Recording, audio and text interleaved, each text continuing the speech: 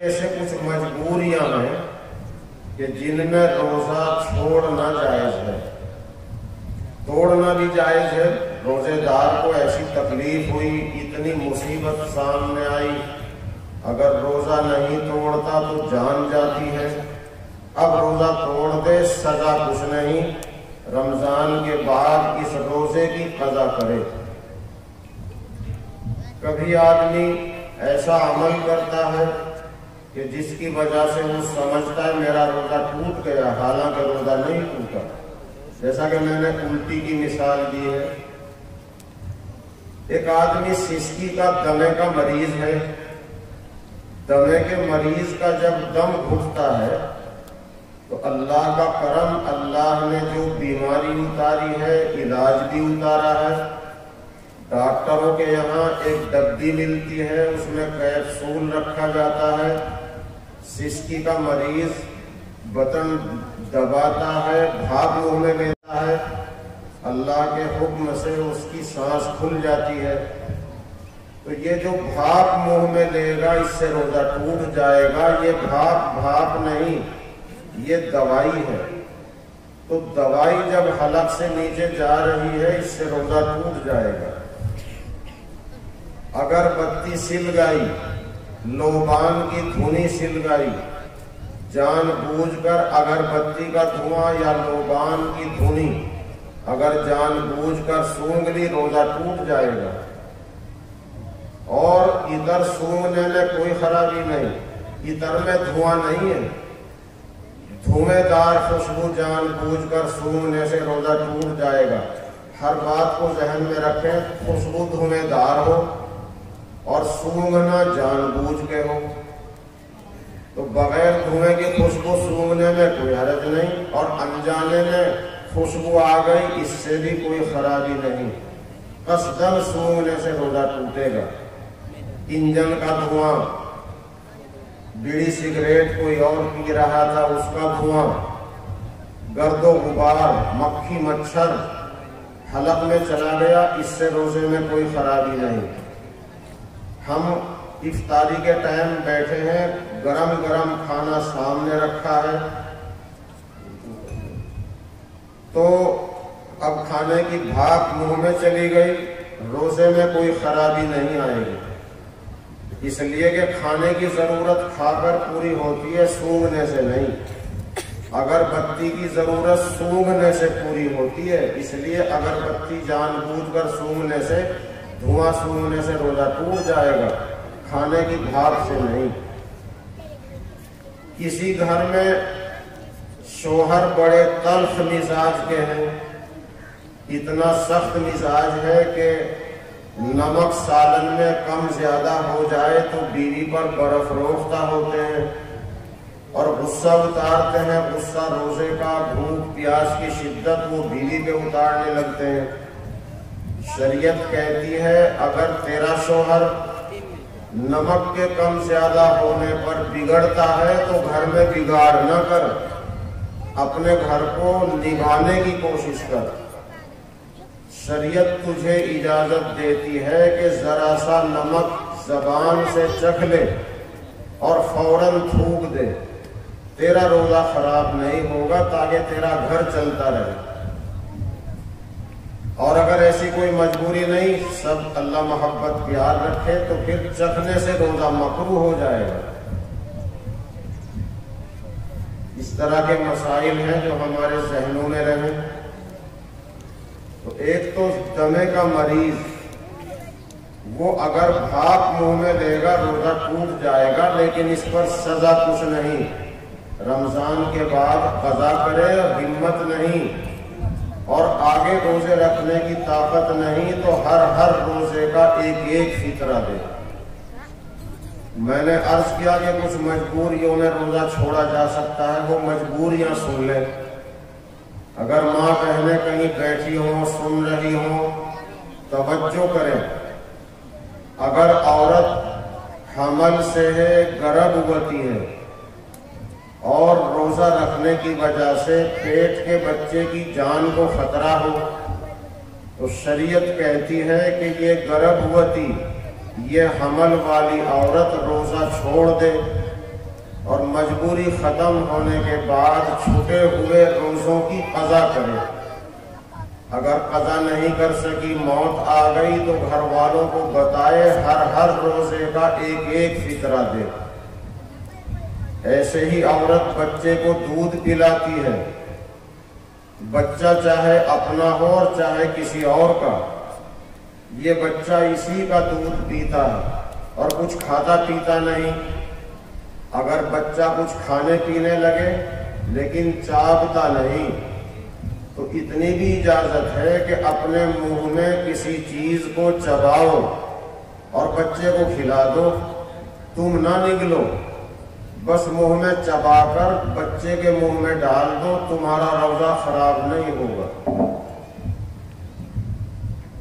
لیکن یہ بچہ کچھ کھاتا پیتا نہیں، دودھ پیتا ہے اور روزہ رکھنے سے دودھ سوکھ رہا ہے، تو شریعت کہتی ہے کہ روزہ چھوڑ دے، اور جب یہ بچہ کچھ کھانے پینے لگے تو چھوٹے ہوئے روزوں کی قضا کرے۔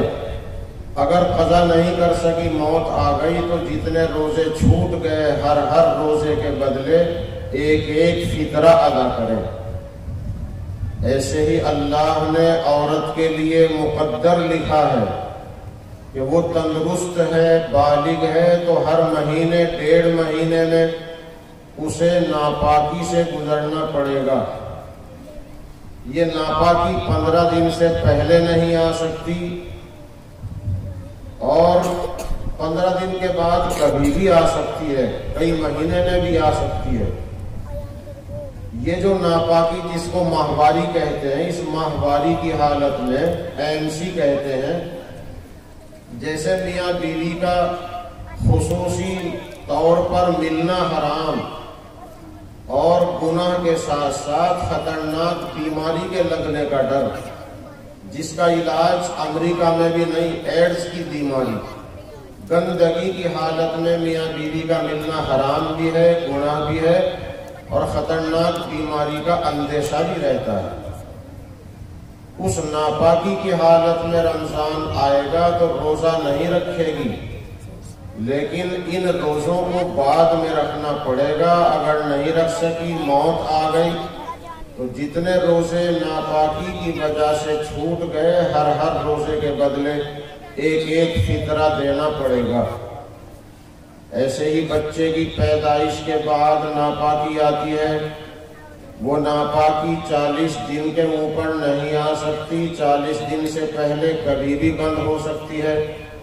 وہ ناپاکی جب بند ہو جائے تو غسل کرنا فرض ہے، نماز بھی فرض ہو جاتی ہے، رمضان ہو تو روزہ بھی فرض ہو جائے گا، لیکن اس کی جو آخری حد ہے وہ 40 دن ہے۔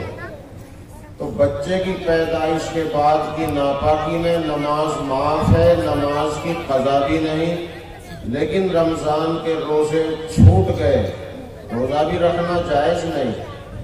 یہ روزے جو چھوٹ گئے رمضان کے بعد، ان کو رکھنا پڑے گا، اور اگر نہیں رکھ سکی، موت آ گئی، تو جتنے روزے ناپاکی کی وجہ سے چھوٹے ہر روزے کے بدلے ایک ایک فطرہ دینا پڑے گا۔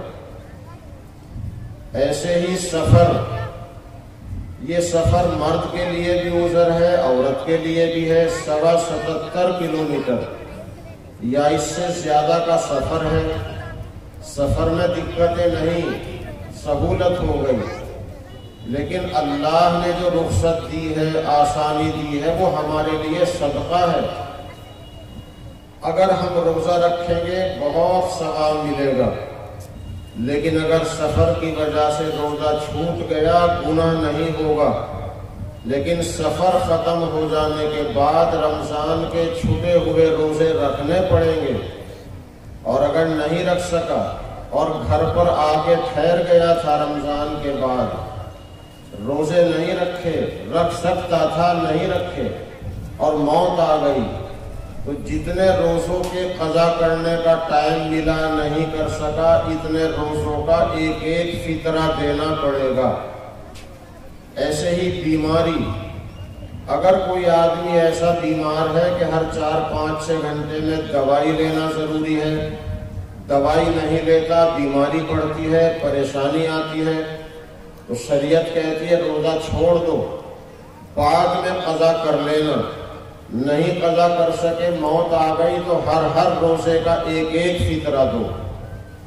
ایسے ہی بوڑھاپا، اگر کتنا بوڑھا اتنی بوڑھی کہ 5-7 گھنٹے کی پیاس بھوک برداشت نہیں، اللہ کہتا ہے وَعَلَى الَّذِينَ يُطِيقُونَهُ فِدْيَةٌ طَعَامُ مِسْكِينٍ، بڑھاپے کی وجہ سے روزے کی طاقت ہی نہیں رہی، اور اللہ جانتا ہے طاقت ہے یا بہانہ کر رہا ہے، اللہ جانتا ہے۔ شوگر کا مریض ہے تو سب جانتے ہیں کہ شوگر میں بھوک برداشت نہیں ہوتی، لیکن بہت سے شوگر والوں کا شوگر رمضان میں کنٹرول میں آ جاتا ہے۔ اللہ ہم سب شوگر کے مریضوں کو بھی شفا عطا فرمائے۔ شوگر کا مریض ہے اور روزہ رکھنے سے اسے موت دکھائی دیتی ہے، بھوک برداشت نہیں، اور اللہ جانتا ہے کہ اس کا مرض اسی طرح کا ہے، تو یہ روزہ چھوڑ سکتا ہے اور چھوٹے دنوں میں قضا کر لے۔ اگر چھوٹے دنوں میں جب 10 گھنٹے کا روزہ ہوتا ہے تب بھی نہیں رکھ سکتا، اتنا مجبور ہے، تو پھر یہ ہر روزے کا ایک ایک فطرہ دے۔ 30 روزے ہیں، 30 فطرے، 29 ہوئے، 29 فطرے، اور وہ عید کے قریب جو ہم فطرہ دیتے ہیں وہ الگ ہے۔ یہ فطرہ میں نے فدیے کی جگہ بولا ہے، کیونکہ فدیہ ہر آدمی نہیں سمجھتا، اور فدیے کی مقدار فطرے کے برابر ہے، تو میں نے آسانی کے لیے فطرہ ہی کہہ دیا۔ وہ فطرہ الگ ہے جو ہم سب دیتے ہیں۔ اسی طریقے سے جو آدمی بوڑھا ہے اس کی بات میں نے قرآن کی آیت کی روشنی میں بتا دی۔ اگر بڑھاپے کی وجہ سے روزہ نہیں رکھ سکتا، چھوڑ دے، بعد میں قضا کرے، بعد میں بھی ہمت آنے کی کوئی توقع نہیں، تو یہ ہر روزے کا ایک فطرہ۔ اور اگر اللہ نے بعد میں ہمت عطا فرمائی تو پھر روزے بھی رکھے۔ جن لوگوں کی مجبوری بتائی کہ نہیں رکھ سکے، موت آ گئی، تو وہ ہر روزے کا ایک فطرہ یعنی فدیہ۔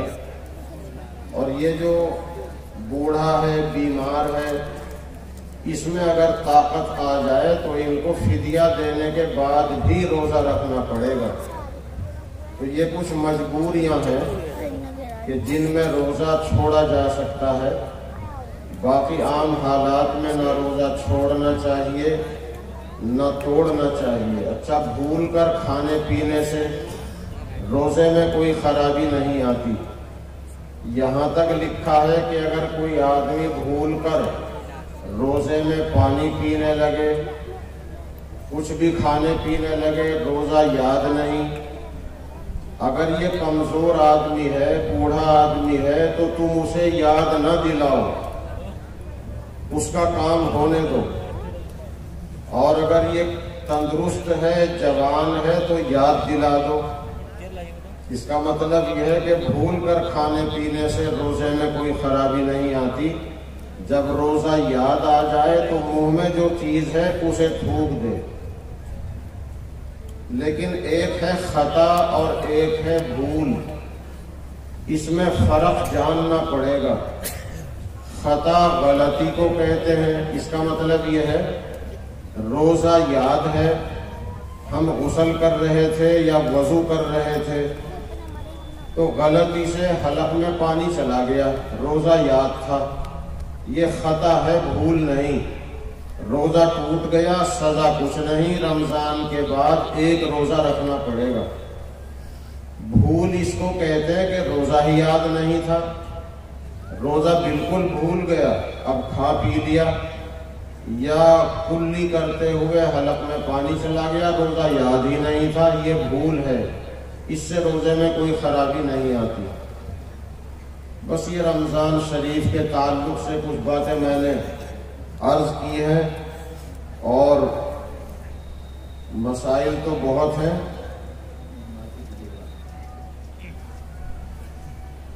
اب یہ کچھ پرچیاں آئی ہیں، ان پرچیوں کا جواب میں دیتا ہوں اللہ کی توفیق سے۔ ایک سوال تو یہ ہے کہ نماز کا بھی کیا کوئی فدیہ فطرہ ہوتا ہے؟ جی، اگر نماز بالغ ہونے کے بعد کوئی فرض نماز اور عشاء کے وتر چھوٹے ہوئے ہیں اور ہم ادا نہیں کر سکے، موت آ گئی، تو دن رات کی 5 نمازوں کے 6 فدیے ہیں، 6 فطرے۔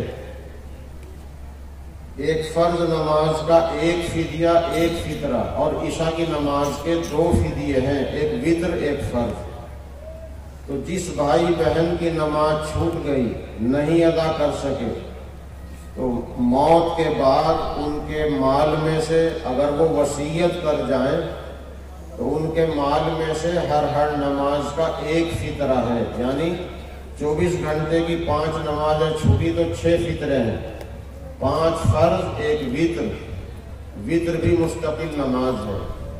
اندازہ کیجئے کہ نماز کا مسئلہ کتنا اہم ہے، اور ہم کتنے لوگ ہیں جو کسی مرنے والے کے وارثین وراثت میں مال پاتے ہیں اور اس کا نمازوں کا کتنا حق ادا کر پاتے ہیں۔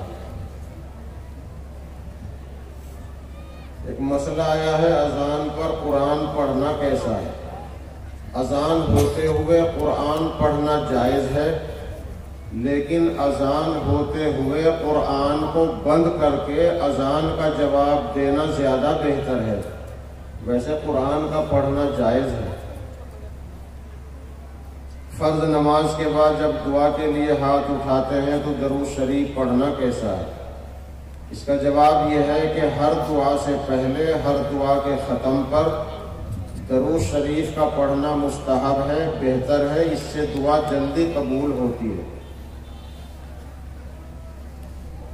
لڑکی آنگن واڑی میں کام کر سکتی ہے یا نہیں؟ بالغ لڑکی پردے کے ساتھ کام کر سکتی ہے، بشرطے کہ وہاں غیر محرم مردوں سے اختلاط میل ملاپ نہ ہو، پردے کے ساتھ اس کا کام ہو تو آنگن واڑی میں پردے والی نوکری کر سکتی ہے۔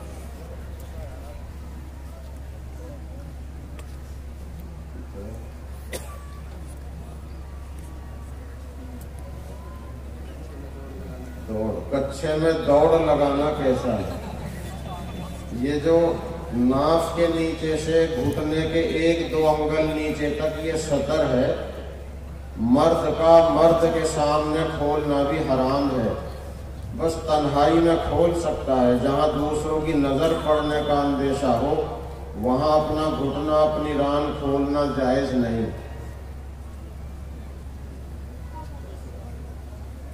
ہمارے بہت سے بچے غلط تصویریں موبائل میں دیکھتے ہیں، غلط تصویروں کا موبائل میں دیکھنا گناہ ہے۔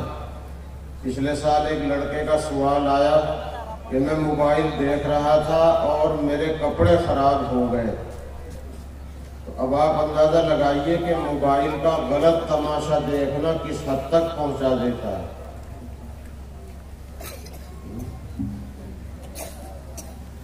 جی، موبائل میں غلط تصویریں دیکھنا، غلط قسم کی فلمیں، غلط تماشے دیکھنا ناجائز ہے۔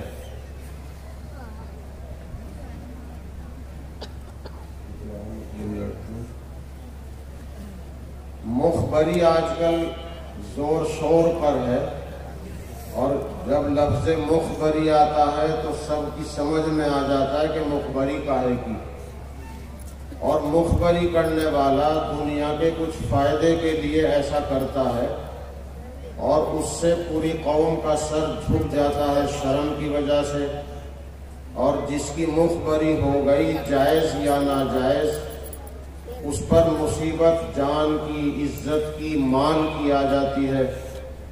جو آدمی کسی کو مصیبت میں پھنسانے کا سبب بنتا ہے سخت گناہگار ہے۔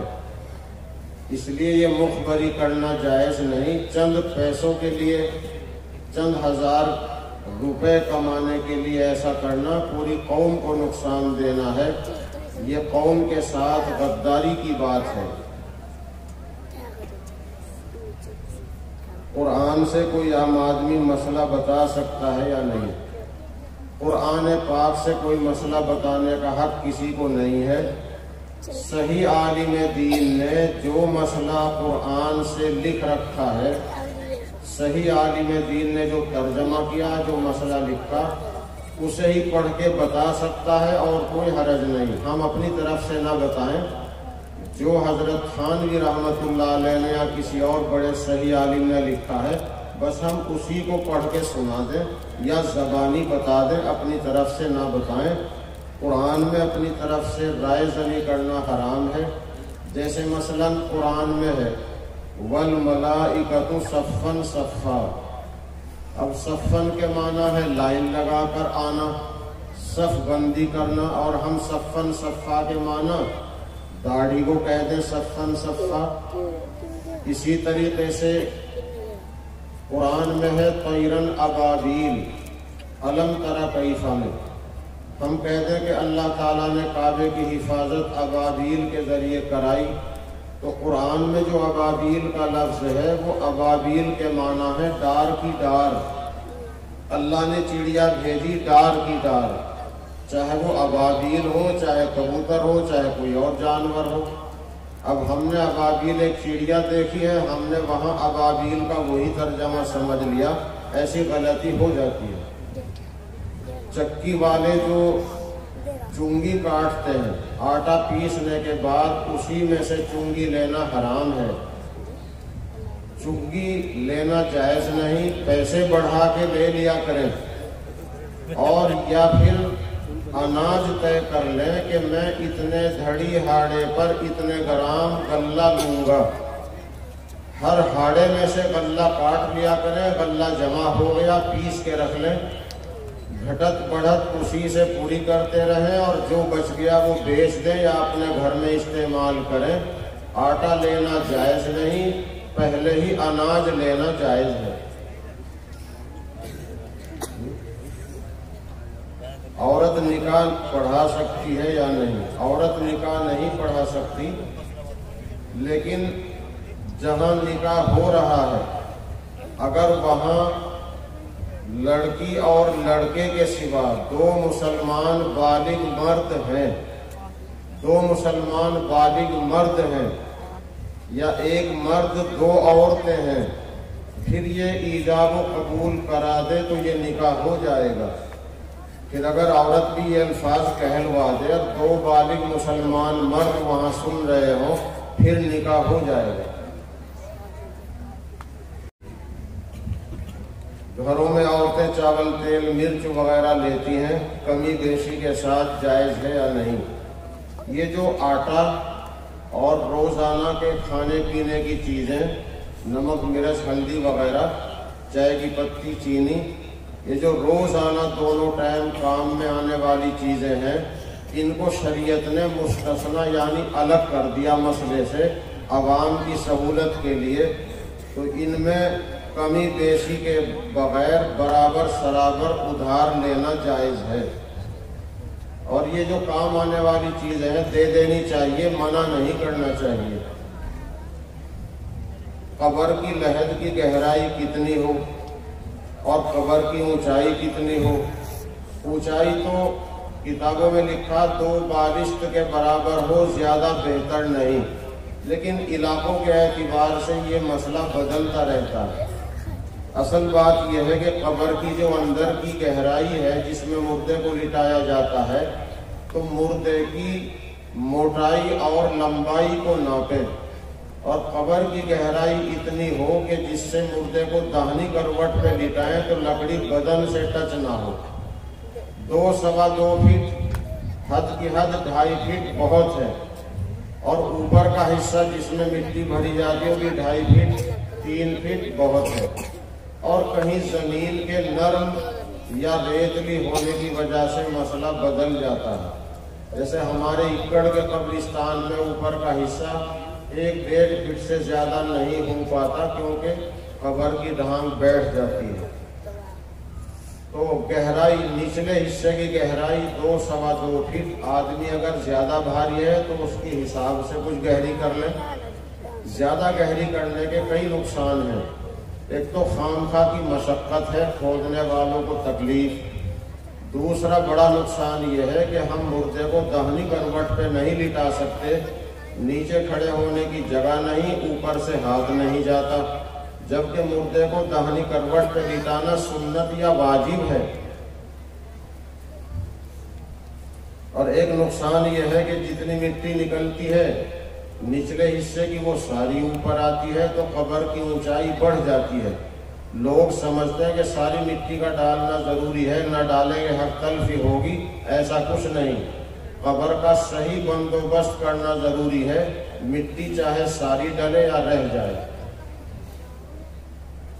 مہندی، عورتوں کے لیے مہندی لگانا زیب و زینت کے لیے ہے، اور ایسی مہندی لگا سکتی ہیں کہ جو بدن پر پرت کی طرح نہ جمتی ہو، پاپڑی کی طرح نہ جمتی ہو، کھرچنے سے نہ اترتی ہو۔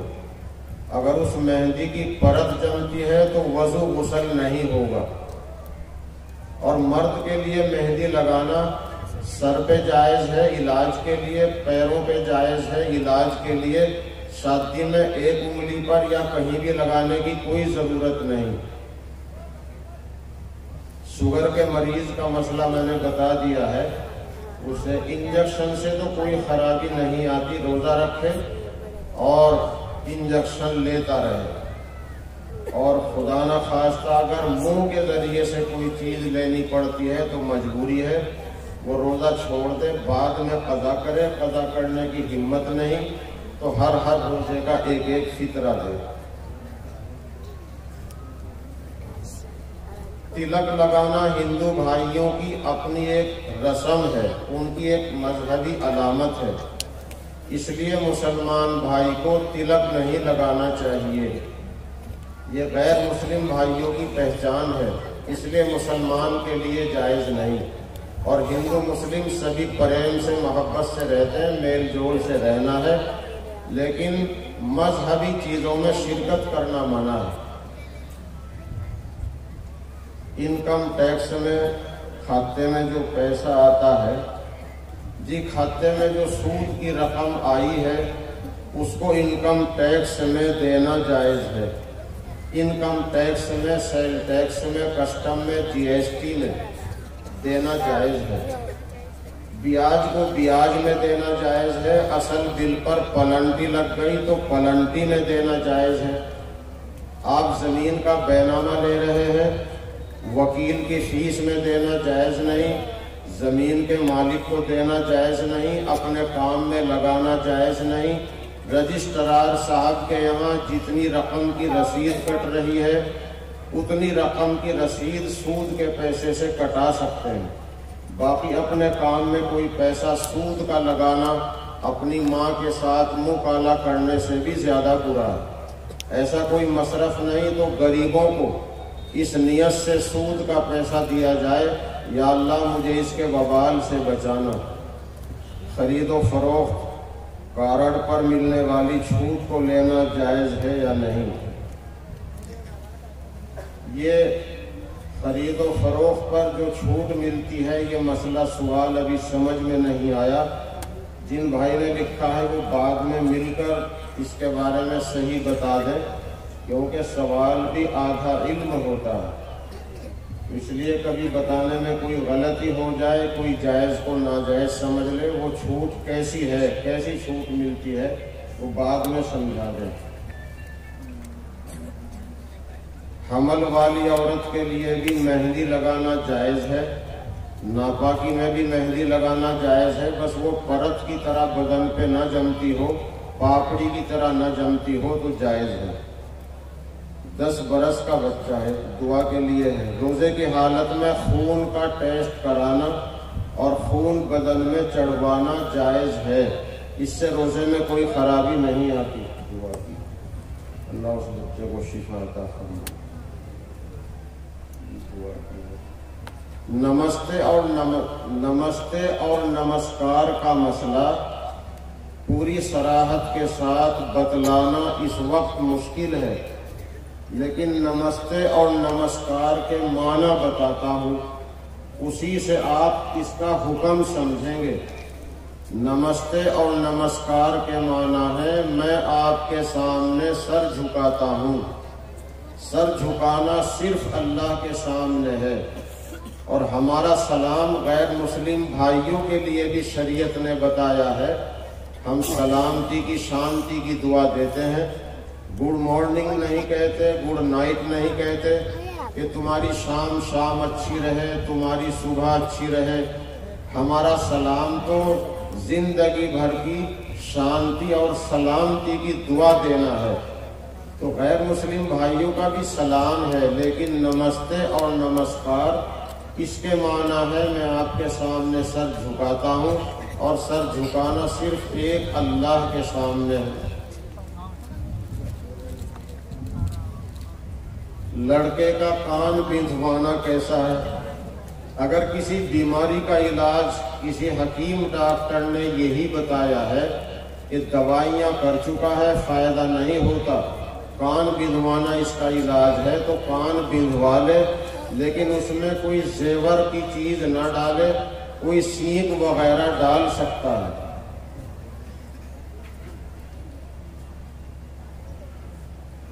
اہلیہ بیمار ہیں، اللہ ان کو شفا عطا فرمائے۔